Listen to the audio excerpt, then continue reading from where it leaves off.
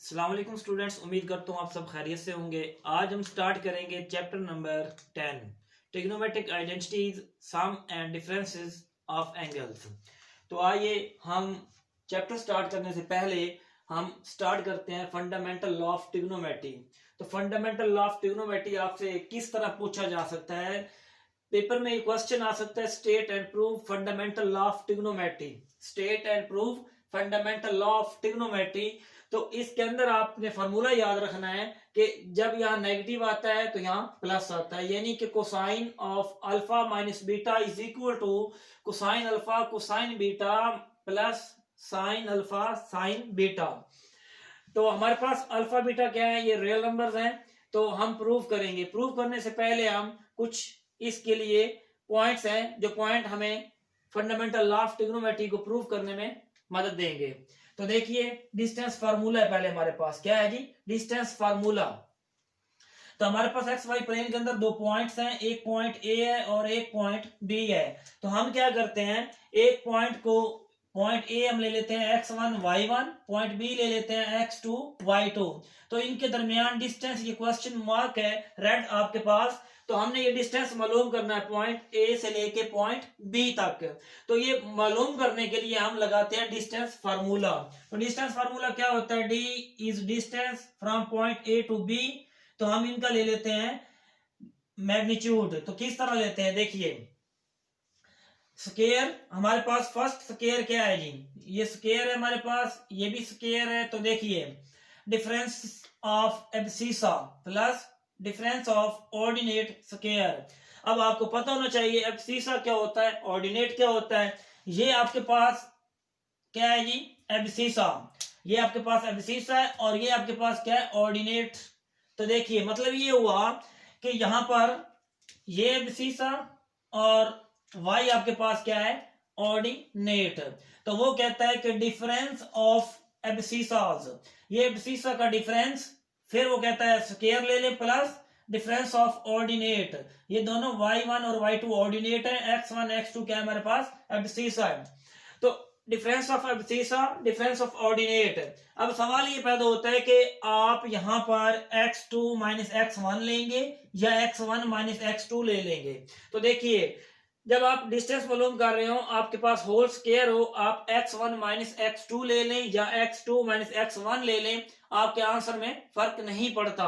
इसी तरह यहाँ y1 या y2 ले लें या यहाँ पर y1 y2 y1 y2 whole square आएगा। तो अगर आंसर नेगेटिव भी आता है तो स्क्वायर उसको पॉजिटिव बना देता है। तो इसलिए हम यहाँ पर ये, इसीलिए मैंने यहाँ लिखा difference of abscissa.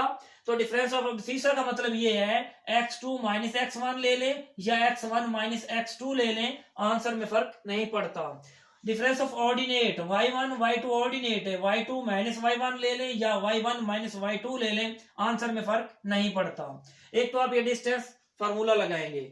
Second term जो है आपके पास, आप ले रहे हैं x y plane.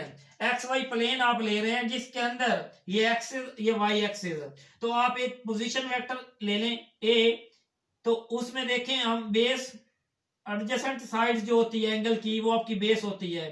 Consider angle की अपोजिट साइड क्या होती है? कंसीडर एंगल के सामने वाली साइड आपकी परपेंडिकुलर होती है। 90 के सामने आपके पास क्या होता है? हाइपोटेनियस होता है। लिहाजा ये बेस है, ये परपेंडिकुलर और ये हाइपो। तो देखिए, ये हमारे पास क्या बन जाएगा? पॉइंट इन फर्स्ट क्वाड्रेंट, ये हमारे पास x और ये y के पैरेलल y, ये y। इसका मतलब ये हुआ, ये हमारे पास b है और ये हमारे पास क्या है? y है।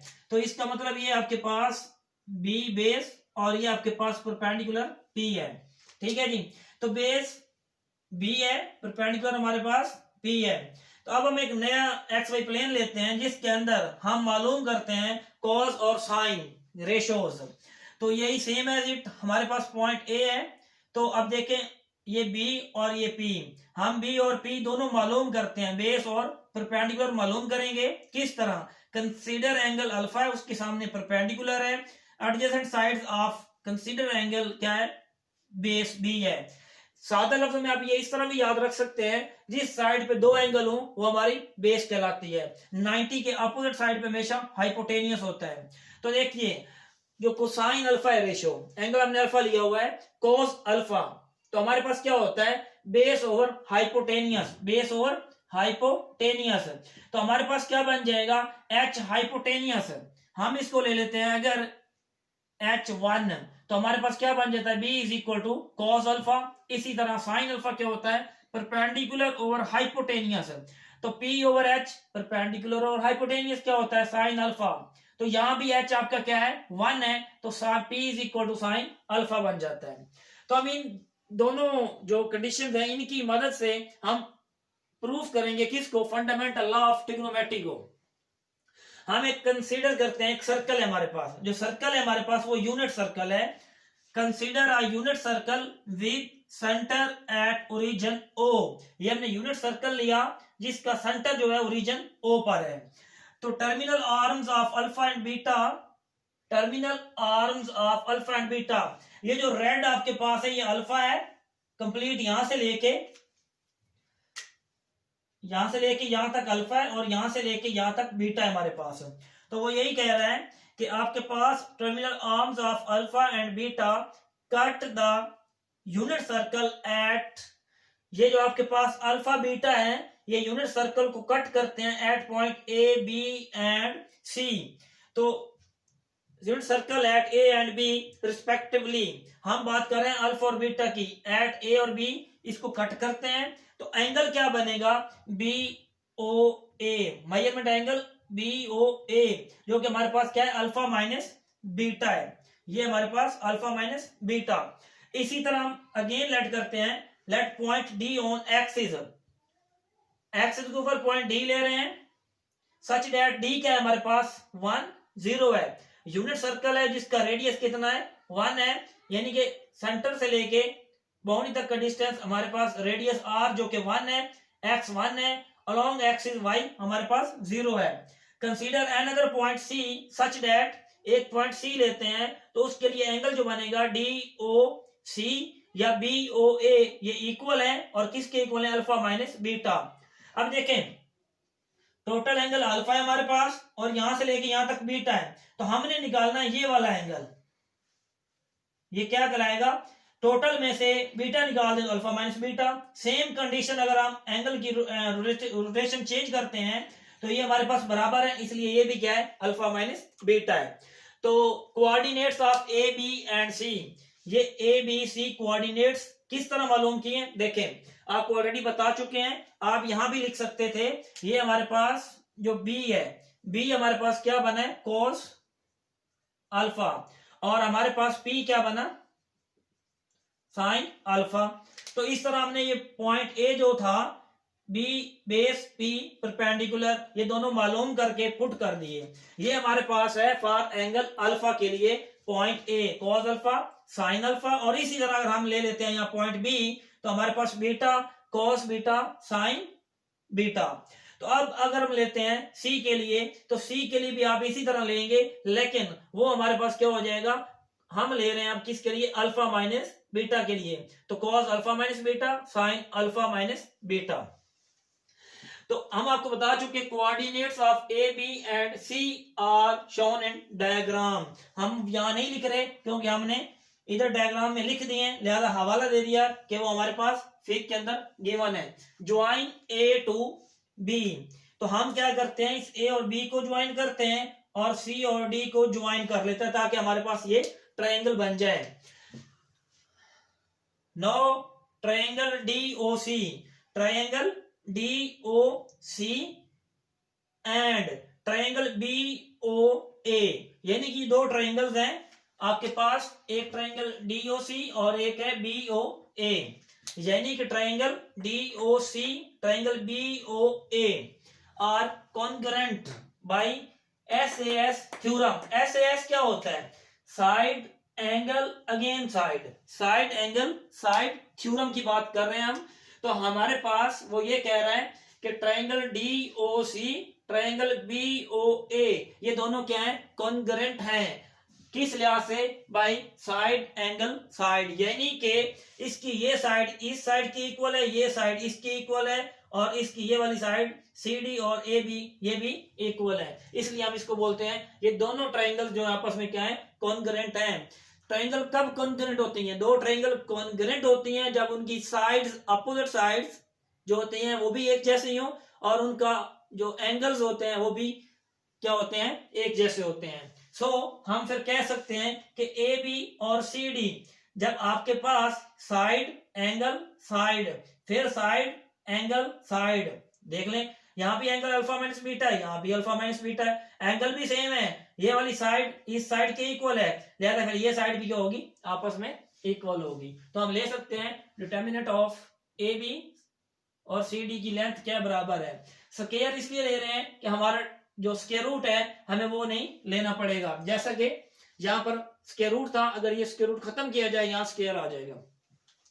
तो ए बी हमारे पास ये पड़े हैं, तो ए बी डिस्टेंस फार्मूला लगा रहे हैं आपको, जब हम थ्योरम प्रूफ करना चाह रहे थे तब आपको बताया था ये दोनों पॉइंट हमारे काम आएंगे। तो देखिए ए बी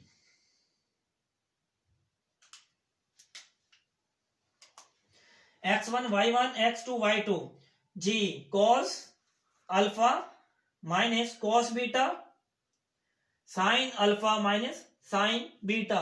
आप इसको ले सकते हैं cos beta minus cos alpha, sine beta minus sine alpha, इस तरह भी आप इसको ले सकते हैं। लिहाजा A B cos alpha minus cos beta sine alpha minus sine beta square equal, अब हम ले रहे हैं किसको?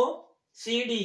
तो सी डी देखें, तो सी डी के लिए cos alpha minus beta minus 1 sine alpha minus beta minus 0, तो ये स्क्वायर फॉर्म में पड़ा है, A square plus B square minus 2 A B, cos पड़ा है cos square alpha cos square beta minus 2 cos alpha cos beta, cos के sine square alpha plus sine square beta minus 2 sine alpha sine beta is equal to cos square alpha minus beta plus B 1 है 1 square हो जाएगा minus 2 A B 2 cos alpha minus beta plus sine alpha minus beta में से 0 निकाल दिया जाए तो sine alpha minus beta whole square, तो sine square alpha minus beta.